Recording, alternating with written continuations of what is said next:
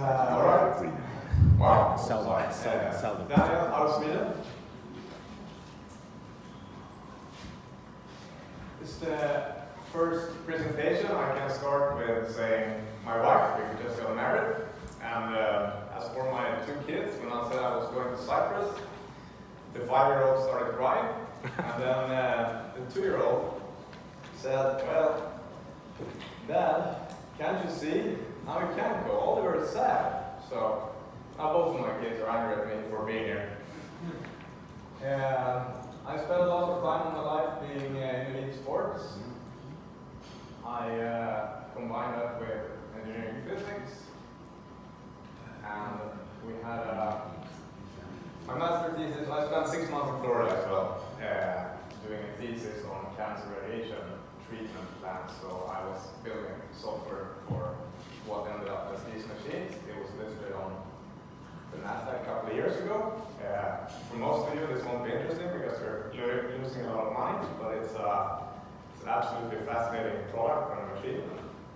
Check it out. I don't know if Christos, that's presented here, maybe knows about it. Yeah.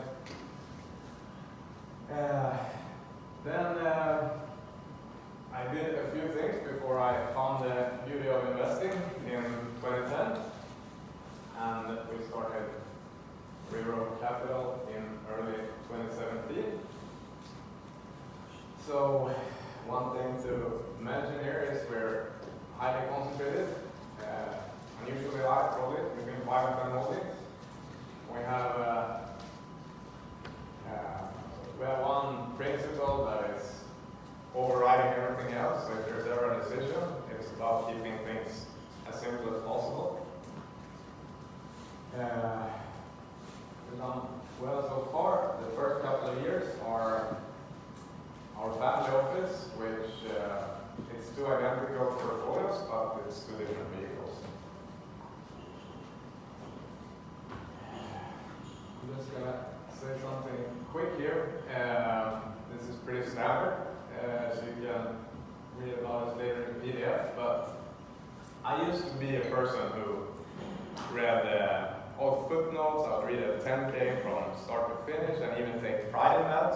And after a few years, I realized it doesn't add much value. So over the years, I've zoomed out very much, just really focusing on the very big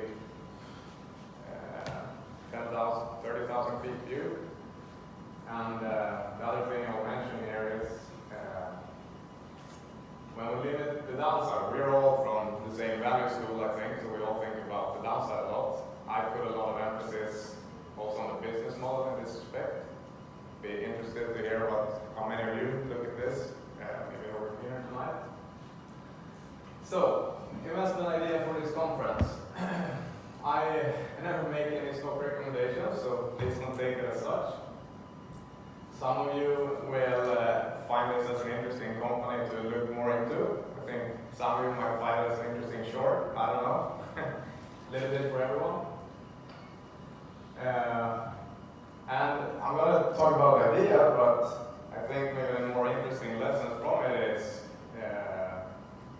how I came to invest in an idea, the difficulties of doing it, and so while I'm talking a little bit about the fish, focus more about the fishing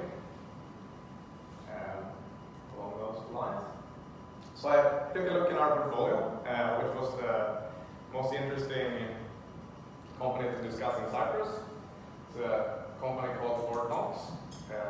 You had an introduction to the industry yesterday by Armati. And this is also one of the stocks I have been discussing. I generally don't talk about our holdings too much. So if you're one of those 48 monthly visitors, I don't know if there's 10 robots there. You've already read about it, so fit good here. So Fort Knox is that's in Swedish, and it means the best friend of small businesses. So it's a market leader in Sweden. It operates only in Sweden, and its main product is online-based software for accounting. And it also has a lot of related business management modules in this software. So basically you start out with accounting because it's required by law in I think, most countries to file regular sales tax reports. So as you develop as a company, you're going to need invoicing, you're going to need salary, hopefully, and a lot of other modules. So I'm going to talk a little bit about what I saw in the initial investment in 2015 and how it looks today, and some lessons from it. So the main reason what got me interested here was I read in a report in 2014 that only 11% of small businesses, they buy cloud services for accounting and financial control. So, and all the others were doing on-premise solutions. So, what's the benefit of having an on-premise solution? It's really none. Because at that point, the accountant had to physically go in their cars, go to you, to your office, sit with you for hours and do the work, and go back. And of course, if someone stole your computer, if you have bad luck, you lose all your stuff, right? So the case was very clear to me that the 11% number should go up. I don't know how fast, I don't know how much, but it should go up to a very high percentage over the next 10 years.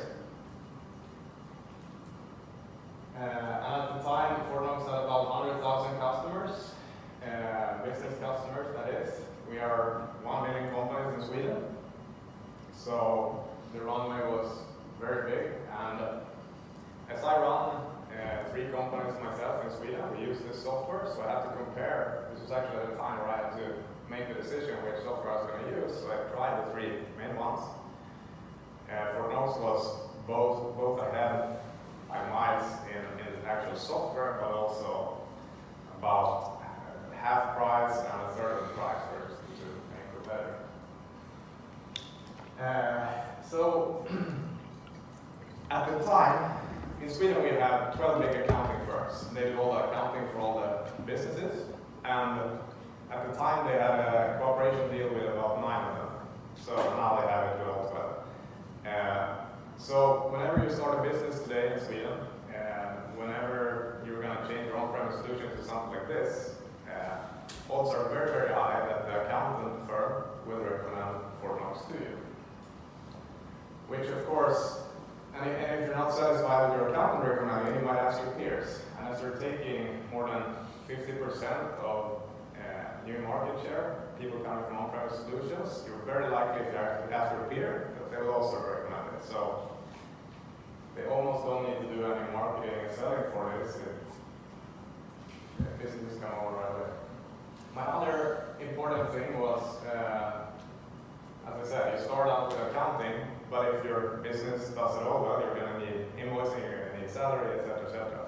At the time, their customer base had about a little more than 1 module per customer, which is, in my mind, very, very good. So I figured this had a big chance to double as well, or in the vicinity of a double. And the culture is very important here because that was at a stage where the market was still up for grabs to a large extent, I think. It's one of the few companies in Sweden which has this sort of magic entrepreneurial culture, and they managed to do it while they have been taking the market. So today, I was going to film this, and I realized the main thesis points are roughly the same today as they were 5 years ago, 4 years ago. And they have about 3 times as many customers. Revenue per customer is up almost 50% to about 1.5 modules per customer. And I think this is very likely to continue to increase. I actually spoke to the CEO 2 or 3 weeks ago at a presentation he made, and he confirmed it that long-term customers tend to be much closer to, well, they have a lot more modules than early customers, which are much closer to 1. So this is almost guaranteed to continue to increase over time. Then, of course, there are many, they have launched some new verticals. They're in a little bit to financial services, so it's very convenient. You log into your Fortnox account and you can just say add a module, selling your invoices, etc., etc. And they only operate operate in Sweden, so they have about 28% market share in Sweden of all the businesses there are. But of course, this came up actually at this presentation the CEO gave a few weeks ago. I asked him straight up how difficult is it to expand and how he thought about it, etc. And basically he said it's not difficult, but there's a lot of room in Sweden, and I think he has a good viewpoint on this because there is from 280 to, I don't know if the market is 1 million, I think they said 800, which is doable for them. So I think it's a good idea to focus on Sweden for now because they're taking more than 50% new market all the time. So what happened? Earnings are up about 11 times, taken from the last quarter since then. It's been a nice result, but I think the lessons here are much more interesting than the actual result. The difficulty here is not in seeing, you could all see the benefits, we can all see the benefits of having a cloud-based solution instead of an on-premise solution for accounting services. We all know about the stickiness of accounting software. Like if you put in all your company data for the last couple of years, the chance that you will switch because someone offers you say a price that is a little bit lower or a software that is 20 or 30% better, you're not going to switch because there's zero benefit to your customers. There is pretty much zero benefit to you. Maybe some benefit to your accountant if it's a much better software, but you're very unlikely to switch. So this, along with the network effect of just a cooperation with the accounting firms, this wasn't the difficult thing to see. The difficult thing, and I might be swearing a little bit in the church now, I hope I don't, but I paid a high price, an optically high price. Why did I buy in at 40 times that year's earnings? Well, because I believe I was almost certain that they would make 100 million or more in 2018, so I figured I was really paying 8 times 2018 earnings. It turned out to be closer to 5 times this year's earnings. And the other difficulty is, of course, in holding the thing, because it will be, from time to time, a company like this will, in my experience, be overvalued or highly valued. It's not, of course, valued future cash flow from today to judgment day, so that's a tough calculation to make, but it will be a highly valued and not very high. So, how was it possible, and how did I get to do it? I don't need to tell you, if you were here, you're already different, so you can find a value at the investor conference in Cyprus. But I changed a lot from, instead of, if I saw 25 to 30% upside, I used to be very interested, and now I tend to go on and really focus on the things I believe can be double in the next 3 to 4 years. So they'll become optically expensive, and the biggest reason why I was able to have a high conviction in the future earnings was because I was in the business. My wife works with this software. I program a lot of software, and I tend to, so I think the main point here is that this will be different for all of us, everything from mining to software to everything in between. But I think this was the key lesson from it. And I'm going to show some final math that I found pretty interesting. Let's say the case for a 10-bagger, why you should do it for these, and why this could be something you might want to include in your strategies. And it's, if you do 10% positions, they all go up 50% or 5 years. Sounds pretty good, I think. This will give you essentially a market return. Now, if you're a conservative guy or woman, and you like to have 90% in cash, and you manage to find this one 10% position, which becomes a 10-bagger, this gives you nice boost. So with that, I have 10 seconds to go, so I'll save it for some questions.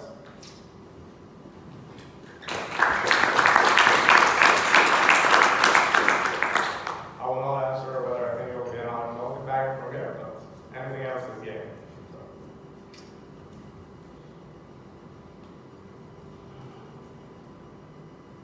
I think some of you heard my presentation about dinner yesterday.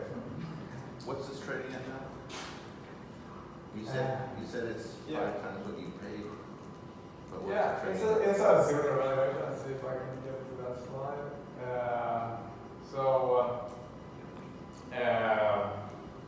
I think the interesting thing you were talking about current this year's earnings. Yeah, I mean, what was it? What's the valuation today?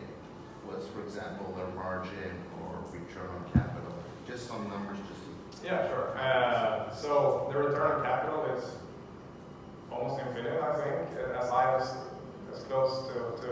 I mean, their incremental margins are basically 100%. They don't need to sell much to get this customer growth. And I think one data point you might find interesting is, despite the stickiness of accounting software, last year, Fortnox took more customers from their competitors in 1 year than they have done in all previous years combined. Okay? So their incremental returns are, if you want to have a return on capital metric, it's as high as it gets, let's say. As far as margins, I think in 2015 they were close to between 5 and 15, now they're between 30 and 40. And of course this margin is very, very likely to continue to go up. It's trading at, if you look at the current year, between probably 40 and 50. The free cash flow is higher than the earnings because when you pay for a subscription, you pay it up front and they periodize it over the next 12 months. So free cash flow is a bit higher. But I think if you take away one thing from today, this presentation, don't focus on this year's earnings. Think about what you think you will earn in 2021, 2022. That's what I was doing in 2015. That's what I always doing. And that's my main point for today. This is a space where there are many companies across Europe who are engaged in this type of service. Do you believe it will stay kind of a country specific? So you have one winner per country, or you think it's going to be competition from German or Dutch competitors who might come into Sweden and maybe have a better solution or buy a competitor, etc.? It's a fantastically interesting question and one I have thought about a lot. I think it's very hard to say. I do think that if you win a market, like Fortnox has basically won this market in Sweden, there are some markets where I think there's a very clear winner. It's very hard to come in and take that because as the risk I was talking about, moving your stuff with zero benefit to customers, zero benefit to you, there's no price discussion here really because you're paying $9 a month for this, the accounting model. So if someone says, yeah, our software costs $5 a month, you'd be like, it's not worth your time, right? You're a small business owner, you don't really have time to think about these things. So it's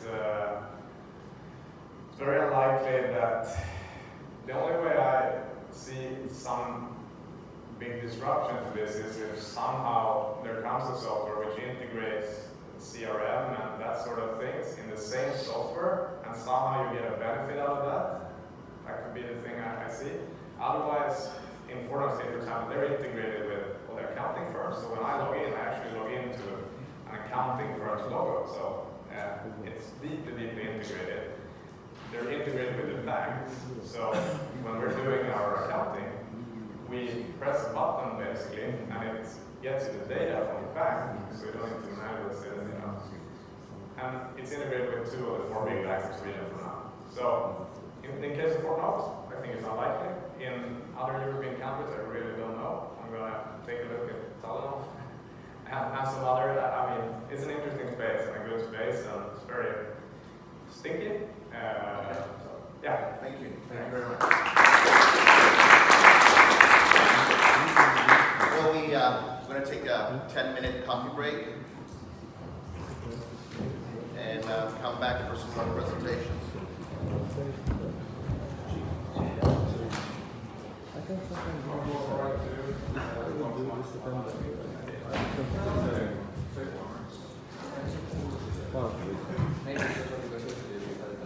Do you trade? I like your presentation.